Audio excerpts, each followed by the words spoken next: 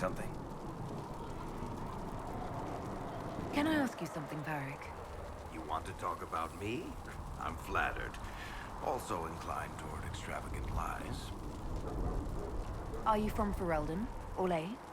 Free Marches, born and raised in Kirkwall. And despite whatever you've heard, no, Kirkwall's not that bad. I'm not clear on your line of work. You're a merchant? I'm a businessman.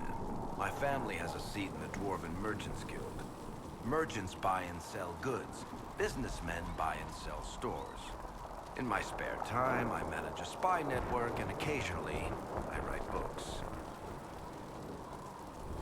You're an author. What kind of books have you written? I've tried my hands at a few genres. My crime serials are my most popular. Hard in Hightown, guards breaking the rules to get things done. The Tale of the Champion is the most famous thing I've written, or infamous maybe. I started a romance serial once, Swords and Shields, but to be honest, I don't have a knack for romances. Most of my stories end in tragedy. Probably that says something unfortunate about me personally. If you've run a spy network, why is Leliana our spy master? To be honest with you, she's just a better spy master. The truly great ones can keep their distance. They don't get attached to their people. Me, I always wind up babysitting my informants and worrying about their families. We're in better hands with her. What sort of shops do you own? Actually, we don't own shops. That was just an example. Mostly we invest in money lenders. Auction houses, a few mercenary companies, a couple of smithies. I think we own half a beet plantation in Ravane somewhere. Most of that's my brother's doing. Bartrand had business sense. Not much tact, but loads of business sense. How do you and Cassandra know each other? You heard about the Kirkwall Chantry being destroyed? The guy responsible used to be a friend of mine. The Seeker had questions about that, and I had answers. Where did you get that crossbow? I've never seen one like it. Bianca, she's one of a kind. There's a hidden shop in Kirkwall called the Black Emporium. I found her in a barrel labeled swag. The owner sold her to me for a ham sandwich and a pair of yellow ruffled pants. Who is she named for? I can't tell you. And the reason for that is? Complicated. It's the one story I'll never tell. We just have to leave it at that. Thanks, Varric. No problem.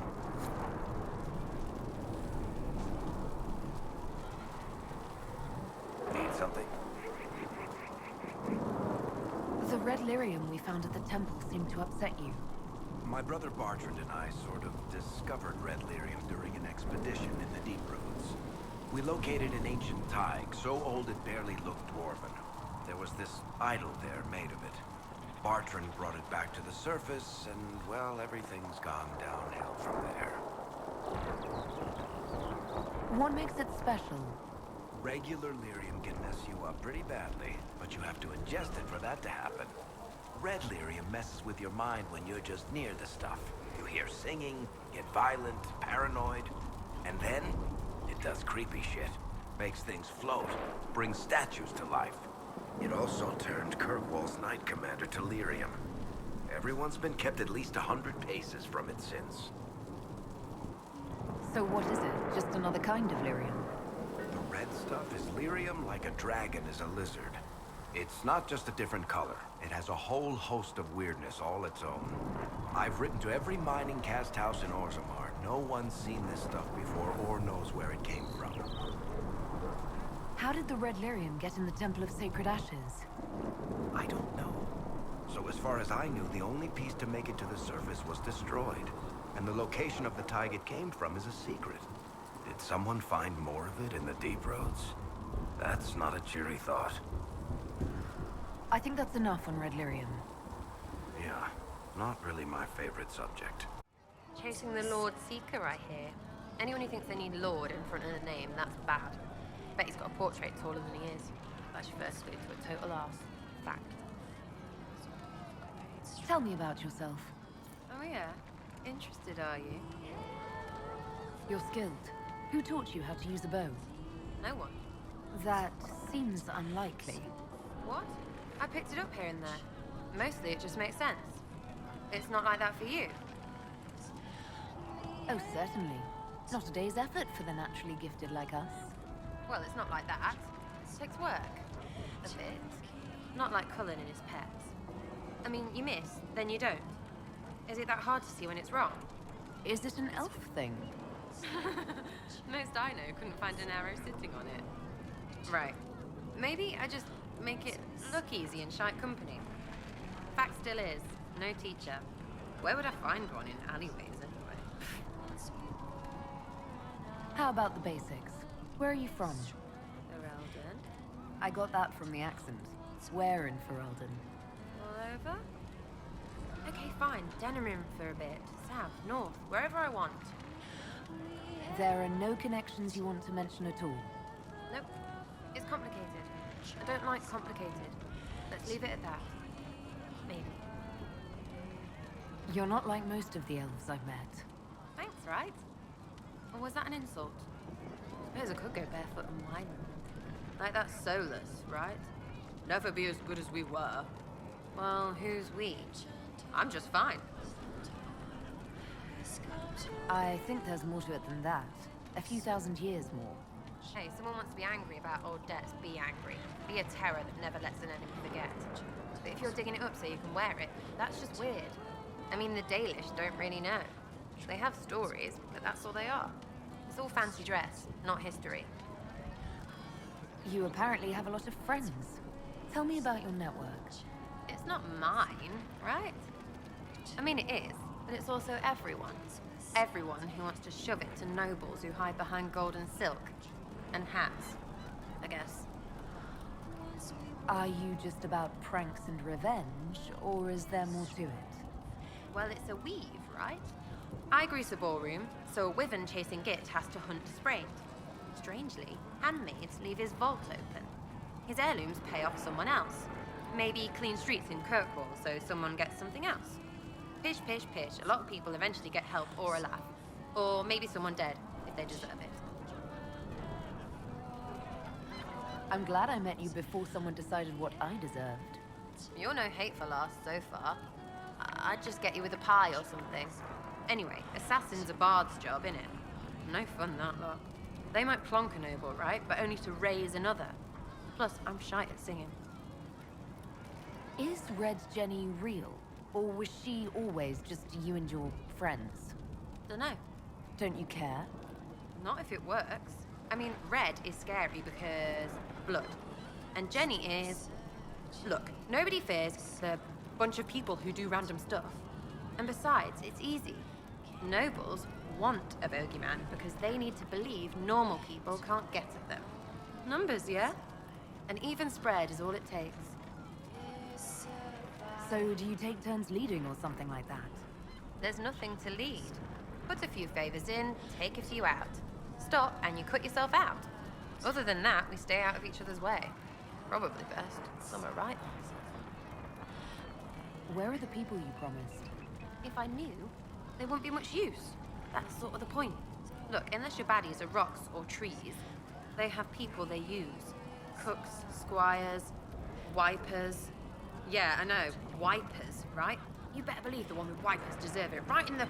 Well, anyway. The little people will be there when you need them, in a million little ways. So lots of little contributions add up in the background, like snowflakes that snap a branch. What? Sure. Like snow, I guess. Anyway, it just works, most of the time. Friend of a friend and little hints. Mind you, you still have to be smart. Don't bet your life unless you're into that. Risky, yeah? But you like a bit of a tease. I can play along if it works for you. You have a choice. Hail the Inquisition. Is the Inquisition what you thought it would be? Calling an Inquisition is a bit much, isn't it? Does not even know what they're chasing. Fair question for me as well, I suppose. Everybody following a rumor.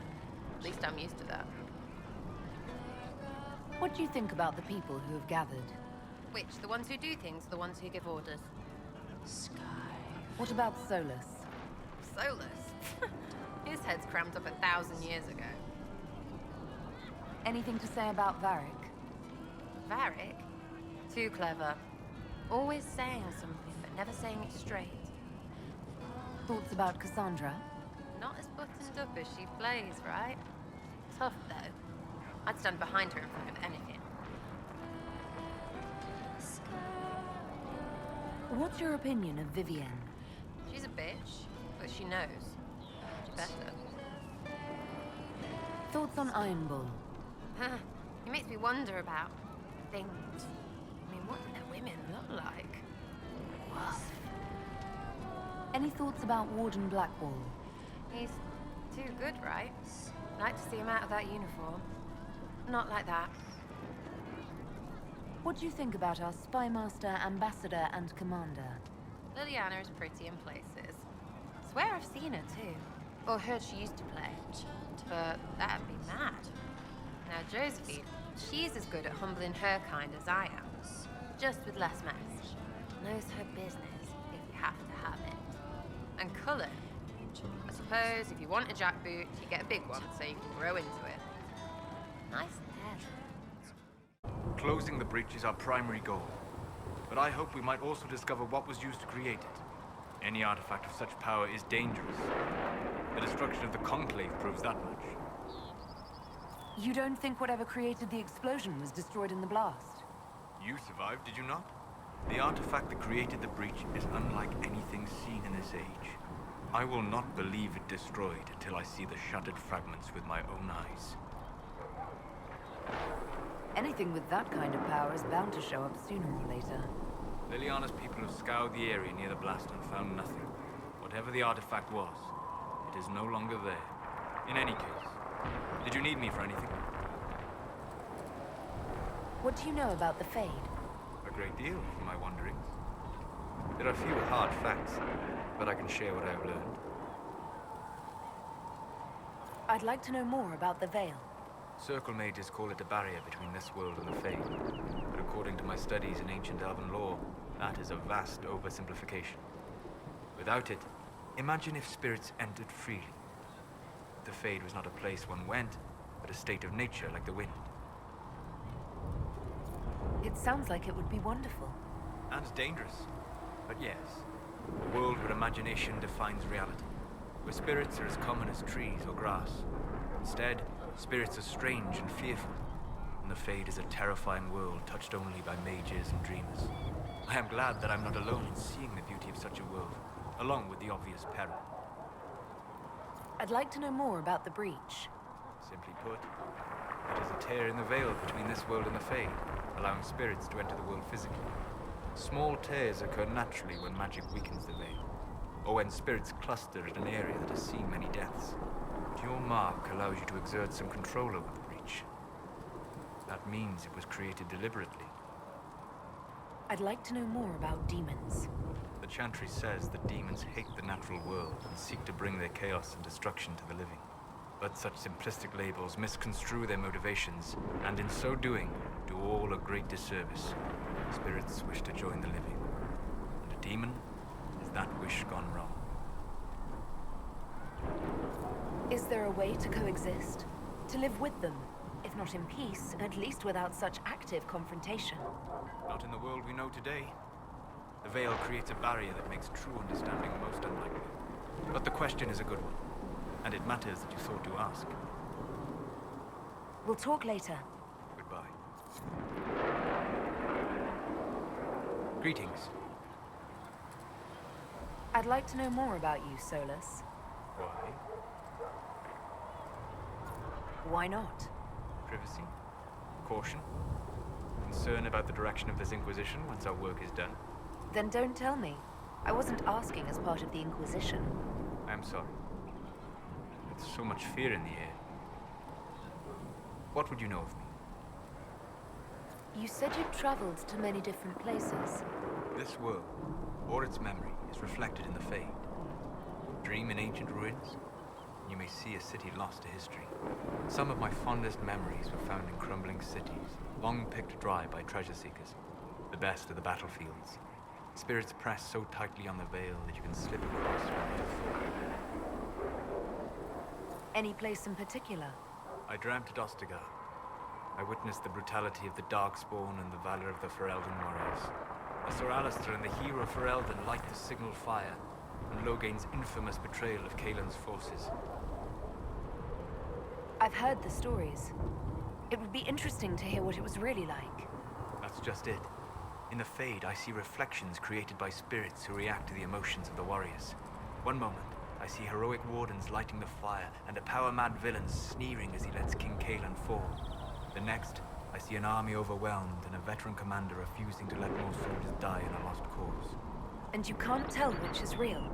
It is the Fade. They are all real. What made you start studying the Fade? I grew up in a village to the north. There was little to interest a young man, especially one gifted with magic. But as I slept, spirits of the Fade showed me glimpses of wonders I had never imagined. I treasured my dreams. Being awake, out of the Fade, became troublesome. Did spirits try to tempt you? No more than a brightly colored fruit is deliberately tempting you to eat it. I learned how to defend myself from more aggressive spirits, and how to interact safely with the rest. I learned how to control my dreams with full consciousness. There was so much I wanted to explore. I gather you didn't spend your entire life dreaming. No. Eventually, I was unable to find new areas in the Fade. Why? 2 reasons. First, the Fade reflects the world around it. Unless I traveled, I would never find anything new. Second, the Fade reflects and is limited by our imaginations. To find interesting areas, one must be interesting. Is this why you joined the Inquisition? I joined the Inquisition because we were all in terrible danger. If our enemies destroyed the world, I would have nowhere to lay my head while dreaming of the Fade. I wish you luck. Thank you. In truth, I've enjoyed experiencing more of life to find more of the Fade. How so? You train to flick a dagger or an arrow to its target. The grace with which you move is a pleasing sight, then. You have chosen a path whose steps you do not dislike because it leads to a destination you enjoy. As have I.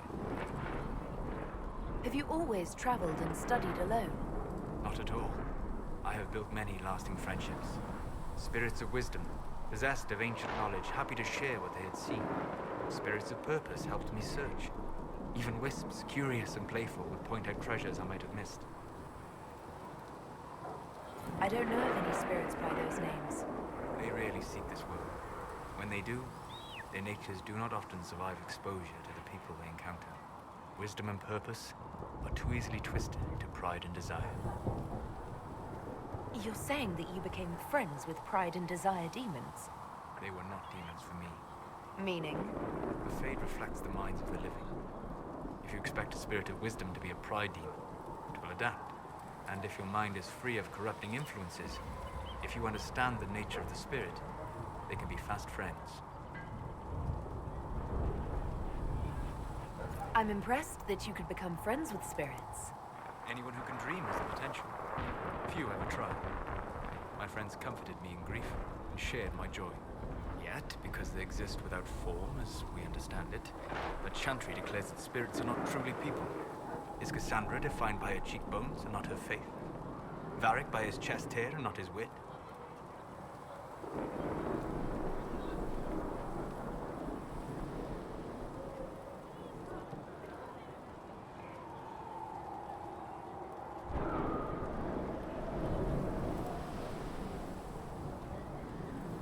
Spirits are bound by their nature. You said it yourself. They're shaped by contact with real people. Just as Leliana was shaped by contact with divine Justinian. As those who serve the Inquisition are shaped by you. If I change your mind in this conversation, does that mean you're no more real than a spirit? You've thought about this. On occasion, yes. Reports of Fade rifts and demons keep coming. The people are terrified, and it's only getting worse. The only thing that will calm their fears now is the hope that someone out there can save them. You have to be that someone. No one else has any power over the rifts. Seal them. Your legend will spread, and Thedas will learn to trust the Inquisition. Why do you want me to seek out the rebel mages? Why do you care? I've known mages. Some of them were better people than me. And yet I'm free and they're not. It's not right. They called you the left hand of the divine. That they did. What of it?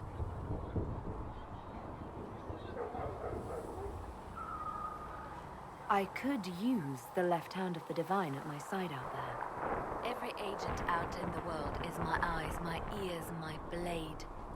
Wherever my people are, I am also. Coming with you, leaving my post, would blind and bound me. Do you see? What exactly does the left hand of the divine do? A divine always has enemies, and Justinia had more than most. I protected her. I watched, had an ear to every door. I identified threats, and I dealt with them. Why did Justinia have so many enemies? There were many who felt she was unfit to be divine. She had a past, a worldly life. Unlike many, she wasn't given to the chantry as a child. She chose it, and somehow that made her unworthy. And because they thought she was unworthy, they wished her harm. It sounds like you did some unscrupulous things as the left hand. Perhaps, but wouldn't you do anything to protect what you love? I'd like to hear about Justinia. What was she like? A friend. A mentor. Like me, she had secrets, made mistakes. It made her human. I think her followers responded to that. Was there something more than friendship between you? You're asking if we were lovers? Typical. I was devoted to her, therefore it must be romantic. Love is common. Love is simple. My bond with Justinia was something greater. She was a sister, a mother, a teacher. So to answer your question, yes, it was more than friendship. How did you and Justinia meet? I met her a long time ago, before she became divine. Before she was Justinia. When I met her, she was Mother Dorothea. I was at my lowest. Broken, lost. And she saved me. No, wait. She hates it when I say that. I saved myself. She just showed me it was possible. Let's talk about you. Me? Bards tell tales. I bet you tell some good ones. There are plenty of tales in the library. Perhaps you should look for them there. What did you do before you worked for the Divine? I trained to be a spy from a young age. Learned from the best. For a while, I was wildly happy. I loved the thrill of that life, the danger. But nothing lasts forever. I went into hiding, and when I emerged, the Divine called on me. She presented me with my own network of spies, and said I was the only one she could trust. You seem to know a great many people. I have made friends, and on occasion enemies. It's unavoidable. You have a history with the warden who entered the Blight, don't you? I had the privilege of calling her friend before she died. The world seemed much duller after that. It still does. You seem to know Josephine quite well. I met her a long time ago, but we didn't become good friends until years later. After the Blight, in fact. I'd just returned to Varric, and she welcomed me back by throwing a diplomatic ball. She was the Antivan ambassador at the time, you see. The ball was... alright. Too many politicians. At midnight, Josie and I left to find a real party. We've been friends ever since. What do you consider a real party? It's not a real party until someone's small clothes are pinned to a chantry board. And that's all I'm saying about it. What is the point of an Inquisition? Justinia would have started the Inquisition if the Divine Conclave failed to restore peace. She hoped that with enough support, we could challenge the very tenets of the chantry. She wanted the Chantry to treat the mages fairly. But sometimes I wonder, why stop at mages? The Chantry has committed many injustices. If we're going to change it, why not change the whole thing? It's just a thought. None of this will be possible if we fail. I'm sorry she didn't live to see the Inquisition. So am I. It seems Blackwall knows nothing about the disappearance of the Grey Wardens. It's a disappointment. I am, however, glad that he is with us. Even if he was not what I expected. He seems to be a good man, and his experience will be an asset to the Inquisition. As for the other Wardens, I suppose we will have to keep looking. Is there anything I can do to help your efforts at restoring the Circle?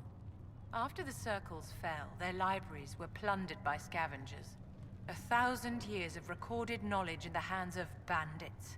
It makes me sick to think of it.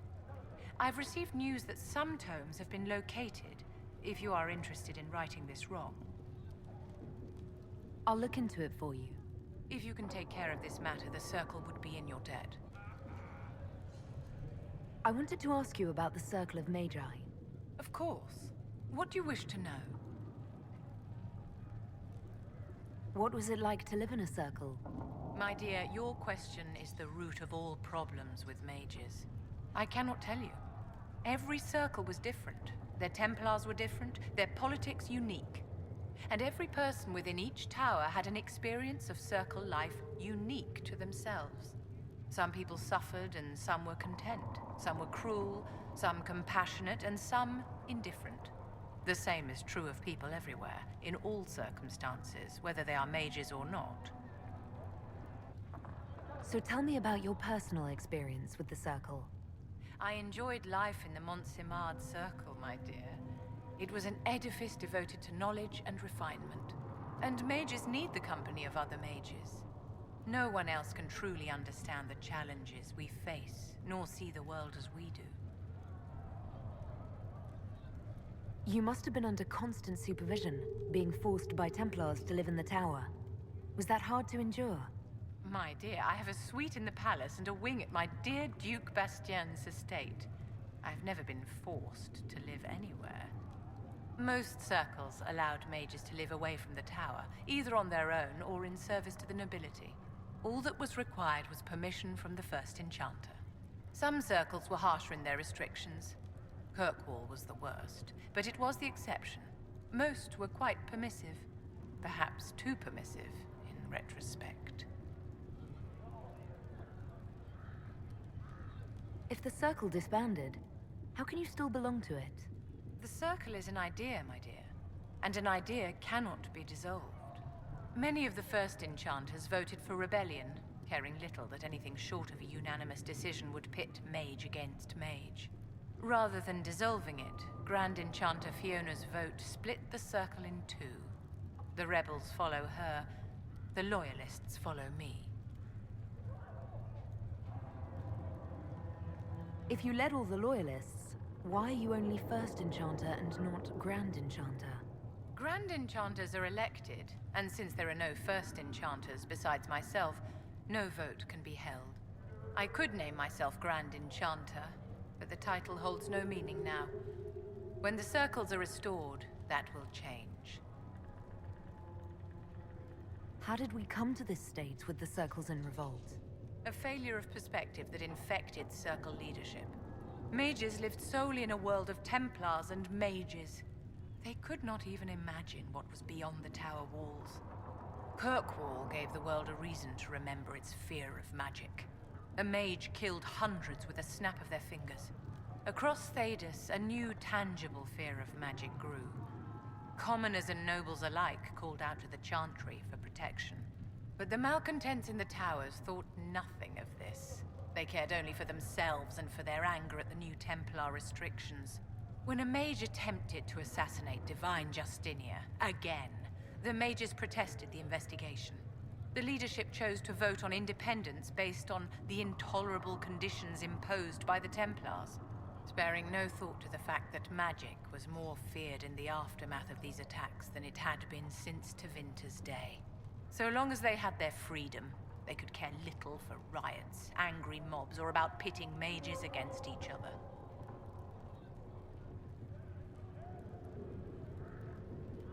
Did they have cause to rebel? In the aftermath of their terrorist attacks? Was that really the most opportune time to break away? By all means, protest abuses by the Templars. Just don't do it in a way that says mages support wholesale murder. By voting when they did, my colleagues all but declared war upon the ordinary people of Thedas. A war in which we are outnumbered 100 to 1. Are you familiar with Grand Enchanter Fiona? We've met. Before her horrendously ill-timed and selfish vote for independence, I thought her adequate at her job. In her dotage, she could not handle looking after the well-being of so many people. We would have done better to replace her years ago, to let her spend time gardening. I thought the fighting was only between mages and Templars. Why are mages fighting mages?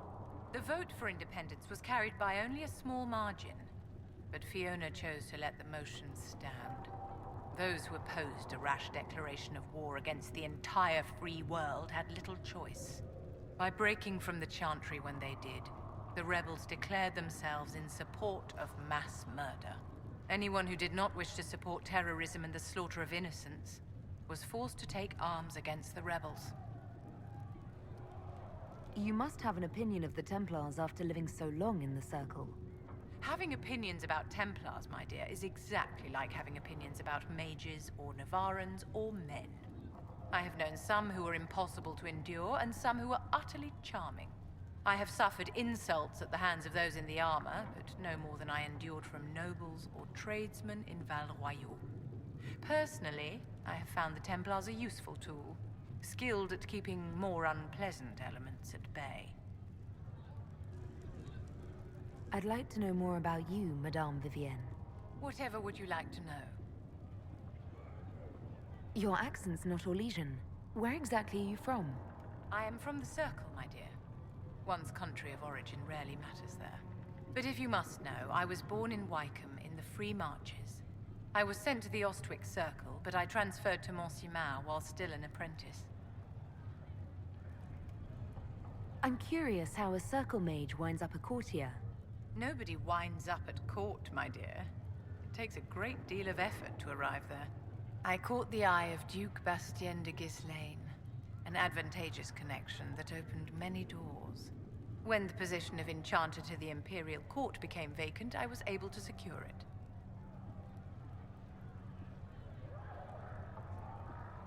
You're married to the Duke de Ghislaine? Of course not, my dear. Don't be ridiculous. Marriage is the business of alliance and inheritance. I'm Bastien's mistress. And what does the Duchess de Ghislaine think of this arrangement? We got along quite well. Duchess Nicoline and I used to host musical salons together. She was a great patron of the arts. She passed away from a fever a few years ago, the poor dear. What duties does a court enchanter have? I am tasked with providing assistance to the Empress on arcane matters. Most of my predecessors restricted this to lighting lamps and doing parlor tricks. In such troubled times as these, however, I provide political advice to Her Majesty on the subject of the Mage Rebellion. Greetings, Herald of Andraste. How fares your quest to seal the breach? I'm doing everything within my power. A task, such as closing the breach, is a heavy burden. I hope you do not carry it alone.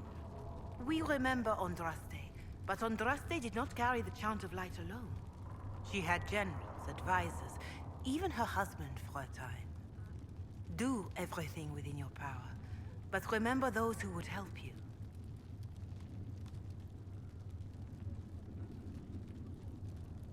I appreciate your insight, Mother Giselle. Take it for whatever it is worth. You walk a difficult path, and there is little enough I can do to aid you. In any case, I pray this Inquisition proves less brutal than its predecessor. Do you know who the Grand Clerics will choose as the next Divine? It is a difficult decision. All the obvious candidates perished with divine Justinia at the Conclave. The Grand Clerics are terrified of the Inquisition. They will not decide soon, and I fear they will not decide wisely. Whoever is chosen needs the Inquisition's support. No one else seems likely to seal the breach. I don't believe I've had the chance to speak candidly with the revered mother. Can you tell me about the Chantry? I presume you mean deeper questions about the organization itself. I trust the Chantry at Ostwick taught you the basics.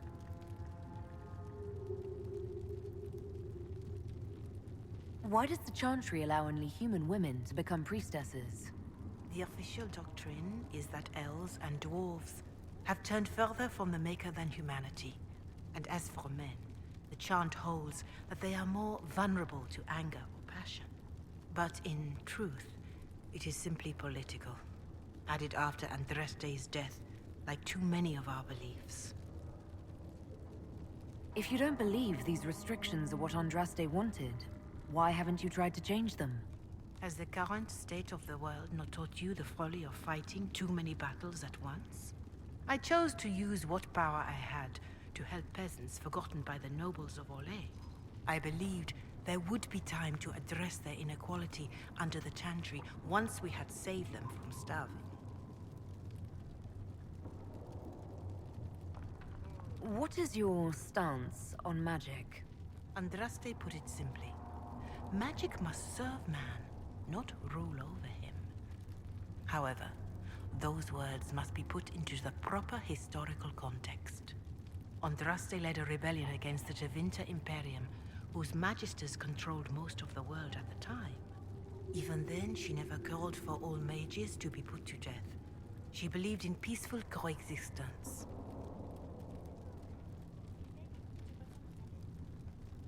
I don't recall the Chantry being as tolerant of magic as you describe. No. The Chantry is an imperfect vessel, pulled in every direction by those who would steer its course. Yet the Templars rebelled precisely because divine Justinia was not restrictive enough. Perhaps the Inquisition will find a better way. There were calls for an exalted march to put down the Mage Rebellion. What was your opinion? It was ignorant gossip. An exalted march only succeeds when it carries the will of the people. Even then, it cannot be undertaken lightly.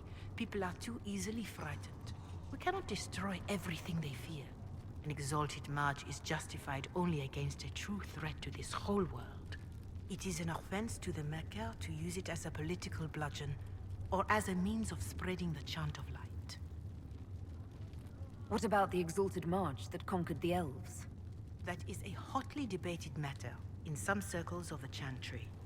The elves had conquered Montsemard and threatened Val Royeaux itself. They were not helpless victims. But even then, Orlais was the only nation to provide troops. It was hardly an exalted march of all the faithful. The Maker wishes his world to spread by example, not by war. We win no converts with blood. Can you tell me about the original Inquisition? The original Inquisition was formed after the First Blight, well before the Chantry as we know it.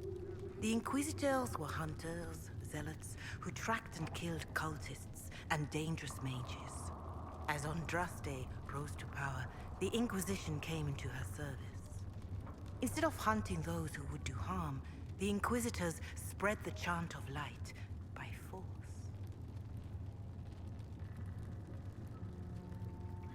It sounds as though it was necessary at the time. Perhaps. They committed acts I find reprehensible, but they lived in a time with no circles. There was no justice, no safety from the danger of mages, or abominations, except for them. In any case, once the chant of light had spread far and wide, there was less need for zealots. The Inquisitors became the seekers of truth, and eventually the Templars.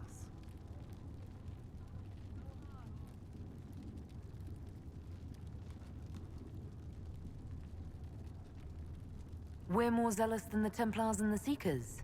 I suppose that explains Cassandra? Do you know what impresses me most about the original Inquisition? They fought horrific battles, killed and died for their cause, and when it was time, they put their swords away.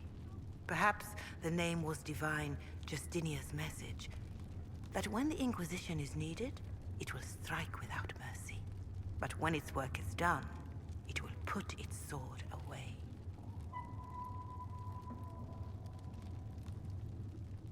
Can you tell me how our people are doing?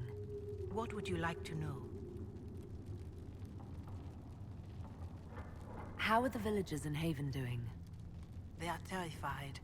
Many of them came here because the war between the Mages and the Templars destroyed their homes. In their minds, the death of a divine has destroyed any chance of peace. To that, add the breach. Farmers have fled their fields. If we do not restore order, half of Thedas may starve. Do you have information on people elsewhere? The refugees in the hinterlands are desperate. Without help, starvation or war will claim many lives. Villagers in Crestwood are besieged by their own dead. They have sent word begging for assistance. People are vanishing in the hills of Emprise de Lyon. It may be demons or something worse, but they are terrified. More than that I cannot say. It is a chaotic time for all in Olay and Ferelden. Farewell, revered mother. Farewell. Ah, Lady Trevelyan. May I have a moment? Yes, Ambassador? I'd like to discuss your parents. A little sudden, but it's time someone made an honest woman of me. What? Very amusing. This is serious. I'd like to dispatch a courier asking the bands of House Trevelyan to align themselves with us. What are your thoughts? Should we approach your family for their formal support of the Inquisition? If that's what you want, I'll send a letter to my family. They'll respect the request if it comes from me. Wonderful. That will save time. Valroyo has noted your lineage. It gives the Inquisition some legitimacy, although not so much as we'd hoped. Why not? You are from Ostwick. Orlesian nobles consider the free marches somewhat quaint. Orlais has a proper empire. Free marchers never unite until Darkspawn knock at their door. No one doubts their ferocity when it happens. Free marchers are renowned for their tenacity. Speaking of which, I should thank you for your patience with the simple quarters. The accommodations in Heven are surely rough for someone of your birth. This can't be what you're accustomed to, Ambassador. One adjusts. I stay busy. It helps take my mind from our surroundings. And the cold, and the wildlife, and the lack of civilization for miles around. Why anyone lived here before we found Andraste's ashes, I cannot imagine. Don't worry about me. Haven's more than livable. Really? If that is how you feel, I'm pleased to hear it. Until next time, my lady. Greetings.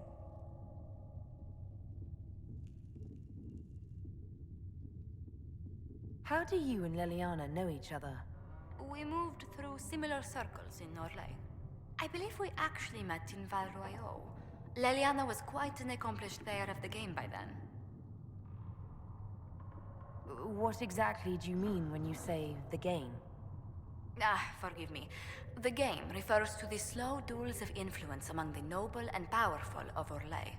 It's a rather light-hearted name for the matter, but Orlesians are fond of playful touches. What exactly does your job entail? I meet with ambassadors from various factions and countries and cement alliances with them. We are a young cause.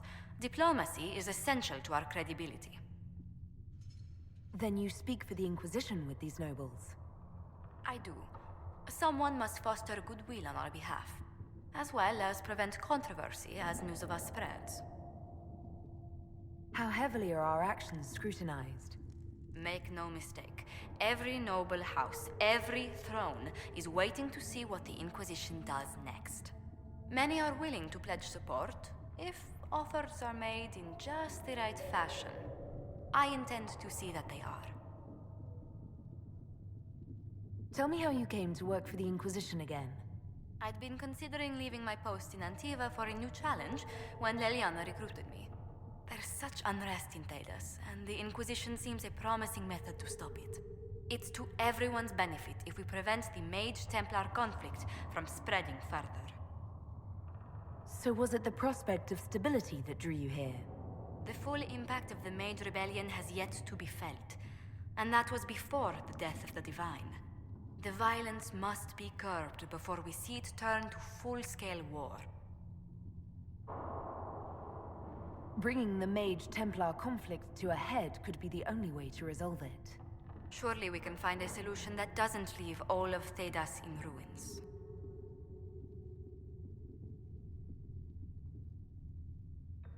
I'd swear our families have met before. Perhaps. Everyone of distinction in the Free Marches attends Lady Trevelyan's summer balls. Great Aunt Lucille always did love a party. I don't recall seeing you at any of them. The food was peppered with too many attempts at matchmaking for my tastes. A common peril among nobility, no matter where one goes. What did you do before coming here?